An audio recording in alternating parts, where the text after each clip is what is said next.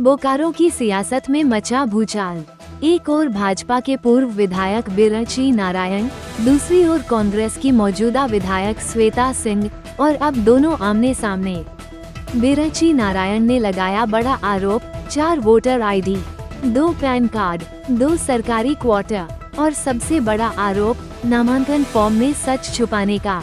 सीधा सवाल, क्या ये ऑफिस ऑफ प्रॉफिट का मामला है? क्या जाएगी विधायक की सदस्यता? आज चास एसडीओ ऑफिस में दोनों नेताओं को पेश होना था। सुबह पहुंचे बिरची नारायण, बोले संविधान की धारा 191, 191 का और 192 इस मामले में लागू होती है। चुनाव आयोग को तुरंत जांच कर कार्रवाई करनी चाहिए। वहीं दोपहर 3 बजे पहुंचने की बात कही गई श्वेता सिंह की। क्या रखेंगी वो अपना पक्ष? क्या देंगी इन आरोपों का जवाब? चास एसडीओ ने दिया भरोसा, चुनाव आयोग से जो भी निर्देश आएंगे उस पर सख्ती से कार्रवाई की जाएगी। सवाल बड़ा है, क्या बोकारो की जनता को गुमराह किया गया? क्या विधानसभा सीट खतरे में है? इस पूरे विवाद ने बोकारो की राजनीति को गर्मा दिया है। अब देखना है इस राजनीतिक तूफान में कौन टिकेगा और कौन बह जाएगा।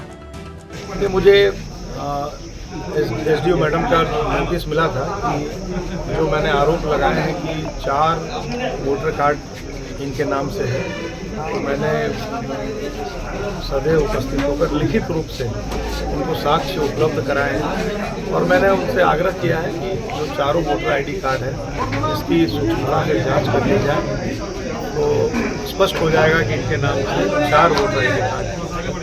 साथ ही मैंने एक और पूरक पत्र भी इनको दिया है। मुझे जानकारी मिल रही थी कि इन्होंने 2 क्वार्टर अपने नाम से लिया हुआ है। एक क्वार्टर जो पहले 562 डी सेक्टर 3D का और दूसरा क्वार्टर 873 नंबर का, जो इन्होंने अपने इलेक्शन के नॉमिनेशन पत्र पर बाकायदा हलफनामा में, शपथ पत्र में भी उसका जिक्र किया है। तो मैंने आग्रह किया है कि आखिर सरकार ने एक ही व्यक्ति को 2 क्वार्टर क्यों दिया रहने के लिए, और दोनों के दोनों क्वार्टरों का जिक्र इलेक्शन कमीशन के शपथ पत्र में, नॉमिनेशन फॉर्म में नहीं है, जबकि नो ड्यूज इनको देना चाहिए था। और मुझे जो जानकारी मिल रही है कि दोनों ही में ड्यूज है, दोनों ही में किराया बकाया है, तो ये सीधे सीधे ऑफिस ऑफ प्रॉफिट का मामला बनता है। मैंने मैडम को बताया है कि जो संविधान की धारा 191, 191 क और 192 ये कहता है कि यदि कोई सरकारी संपत्ति को छिपाया है चुनाव नॉमिनेशन फॉर्म भरने के दरमियान, तो ये सीधे सीधे ऑफिस ऑफ प्रॉफिट का मामला बनता है और इसमें उसकी सदस्यता जा सकती है, रद्द हो सकती है।